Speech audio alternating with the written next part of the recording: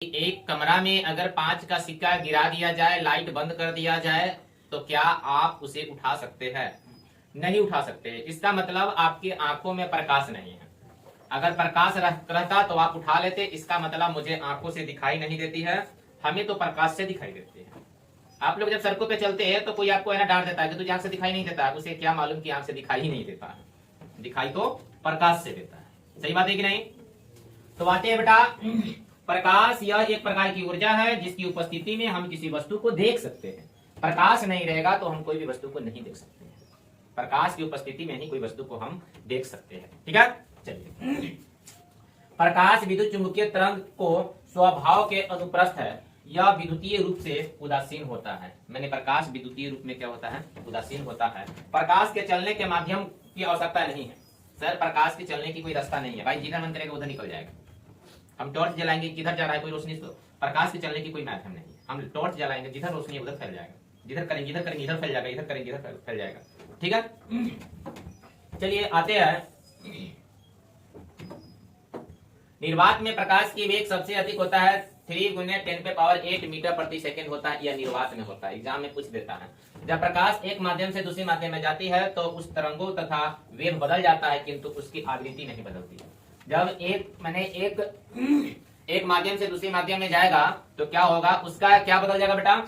उसका क्या वेग बदलता है, परंतु उसका क्या नहीं बदल सकता है? उसका तरंग और वेग बदल सकता है, किंतु उसकी आवृत्ति कभी चेंज नहीं होता है। जिस माध्यम में प्रकाश की चाल घटती है उसे संघन माध्यम कहते हैं, और जिसमें बढ़ती है उसे विरल माध्यम कहते हैं। ठीक है, जिसमें बढ़ा उसे विरल माध्यम और इसमें घटा उसे संघन। याद रखना है, संघन माध्यम का अपवर्तनांक को म्यू अधिक होता है और विरल माध्यम का अपवर्तनांक का म्यू क्या होता है? कम होता है। अंतर यही है कि इसका क्या है? कम है, इसका क्या है? कम है। ठीक है, यहाँ पे आते हैं, इसका कम है। एक माध्यम ए का अपवर्तनांक 1.6725 तथा एक माध्यम बी का अपवर्तनांक 1.67 है, तो इसका कितना प्रकाश का चाल होगा? तो आप इसको है ना आराम से है ना प्रकाश की चाल पर इसको ज्ञात कर सकते हैं। यहाँ इसको पढ़ने वाला नहीं है, यहाँ से आते हैं। चलिए यहाँ पे आते हैं, प्रकाश का परावर्तन के नियम। तो प्रकाश के परावर्तन के नियम, जब प्रकाश किसी बिंदु के चिकने सतह से टकराता है तो टकराने के बाद वह लौट जाता है, उसी प्रकाश का परावर्तन करते हैं। मैंने चिकनी सतह से टकराएगा, टकराने के बाद पुनः वह रिटर्न चला जाएगा, तो प्रकाश का क्या हो गया? परावर्तन। परावर्तन के मतलब गया और फिर आया, फिर चला गया। ठीक है, आने वाली किरणें को आपतित किरण कहते हैं और जाने वाले किरण को परावर्तित किरण कहते हैं। और जिस बिंदु पर आपतित किरण और परावर्तित किरण मिलती है उसे काल्पनिक रेखा या नॉर्मल या अभिलंब कहा जाता है। ठीक है, चलिए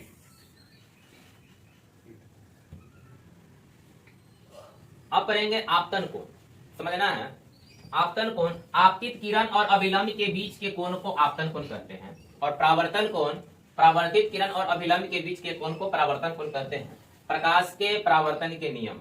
तो प्रकाश के परावर्तन के नियम पढ़ने के लिए सबसे पहले हमें यहाँ पर ध्यान देना है। क्या है बेटा? सबसे पहले आपतित किरण, परावर्तित किरण। प्रकाश के परावर्तन के नियम है आपतित किरण, परावर्तित किरण, आपतन बिंदु पर खींचा गया अभिलंब तीनों एक ही समतल में होता है और आपतन कोण की जाया परावर्तन कोण की जाया के बराबर होता है। इसी को क्या कहते हैं? प्रकाश का परावर्तन के नियम कहते हैं। कोई डाउट? अब आ जाइए, आपतित किरण, अभिलंब और परावर्तित किरण तीनों एक ही समतल में होता है। आपतन कोण का मान परावर्तन कोण के मान के बराबर होता है। अभी हम यही बताया है। अब देखिए, ये आपतित किरण है, यहां से किरण आया, ये सतह है, इस सतह पर पड़ा, यहाँ पे कलई किया जाता है, मैंने पेंट किया जाता है, इसको भेद नहीं सकता है। तो आपतित किरण और रिटर्न चला जाएगा परावर्तित किरण, और इसका जो अभिलंब है, नॉर्मल है अभिलंब, तो ये क्या हो गया? इसी को क्या कहते हैं? प्रकाश के परावर्तन के नियम कहते हैं। आपतित किरण, परावर्तित किरण, आपतन बिंदु पर खींचा गया अभिलंब तीनों एक ही समतल में है, एक ही समतल में, समतल है, तीनों तो एक ही समतल में है। इसी को क्या कहते हैं बेटा? प्रकाश का परावर्तन के नियम कहते हैं। चलिए आ जाते हैं बेटा। अब यहाँ पर देखना, यहाँ पे है ना आपतित किरण, देखिए एक आपतित किरण तल के साथ 60 डिग्री सेल्सियस का कोण बनाती है, तो इसका परावर्तन होगा। बताइए 60 डिग्री बनेगा तो कितना होगा? तो आराम से 60 डिग्री होगा तो 30-30 हो जाएगा क्या?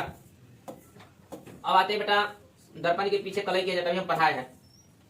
अब आते हैं यहाँ पे क्वेश्चन है, कर रहा है समतल दर्पण से बने प्रतिबिंब की विशेषता। समतल दर्पण से प्रतिबिंब बनेगा तो क्या होगा? प्रत्येक वस्तु में अनंत किरणें निकलती है, किंतु प्रतिबिंब बनने के लिए किसी 2 किरणों की आवश्यकता होती है।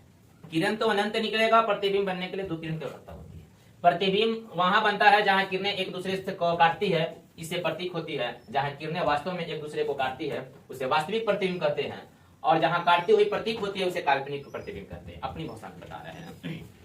किसी बिंदु स्रोत से आ रही प्रकाश की किरणें परावर्तन के बाद वास्तव में जिस बिंदु पर आती हुई प्रतीत होती है उसे वास्तविक प्रतिबिंब कहते हैं, और किसी बिंदु स्रोत से आ रही प्रकाश की किरणें परावर्तन के बाद वह आने की कल्पना कर रही है उसे काल्पनिक प्रतिबिंब कहते हैं। मैट्रिक क्लास में आप लोग पढ़ेगा, ठीक है। चलिए आ जाते हैं।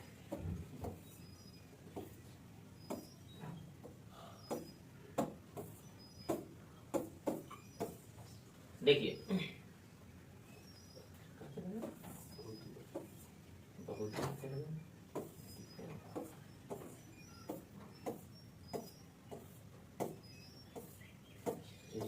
यही है।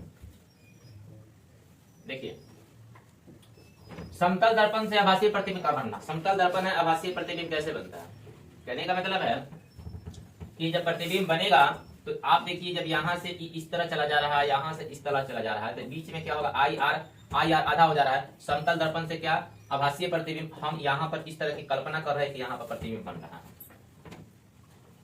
अब आ जाइए, ये कल्पना है, इसमें भी मेरी कल्पना है। जब यहाँ से ऐसे चला गया तो ये कोई वस्तु है तो हम कल्पना कर रहे हैं कि यहाँ की वस्तु यहाँ बन रहा हो।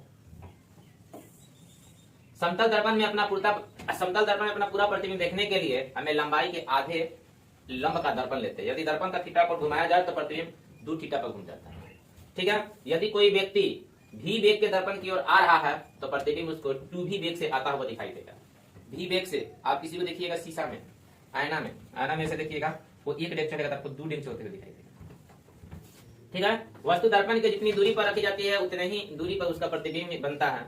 अब आते हैं, 2 समतल दर्पण को यदि थीटा कोण पर आमने सामने रखा जाए तो उसका बीच में बनने वाले प्रतिबिंब को क्या बोला जाता है, संख्या यदि नंबर से बताया जाता है। इसीलिए क्या है, सैलून शोरूम में, दुकान में दीवार के आमने सामने शीशे लगाए जाते हैं जिससे हमें कई प्रतिबिंब दिखाई देते हैं। आमने सामने शीशा लगा देगा, एक पीछे लगा देगा, आमने सामने लगा देगा, आपको बहुत सारा दिखाई देगा। इसीलिए n बराबर 307/थीटा होता है, ठीक है।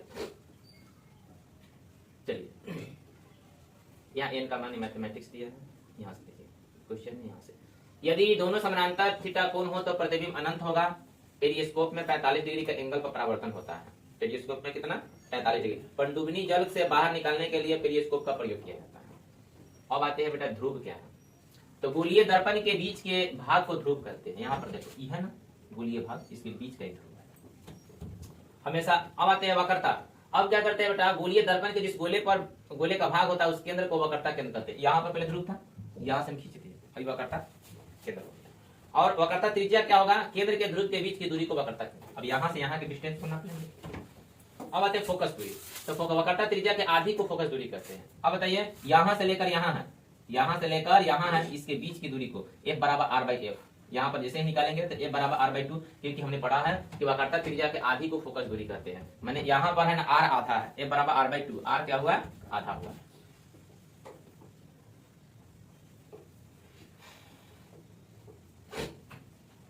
वस्तु को हमेशा बाईं ओर रखी जाती है। पोल वस्तु की दूरी को U कहते हैं। U सदैव माइनस में रहता है। प्रतिबिंब की दूरी V से दिखाई जाता है, लेकिन प्रतिबिंब ऋणात्मक हो तो काल्पनिक प्रतिबिंब भी धनात्मक हो जाता है। अवतल लेंस के लिए फोकस दूरी होती है।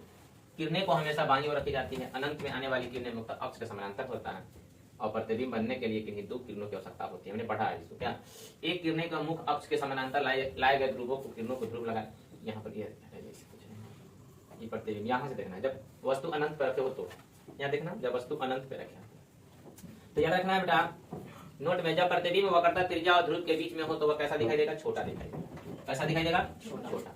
और जब प्रतिबिंब वक्रता त्रिज्या और अनंत के बीच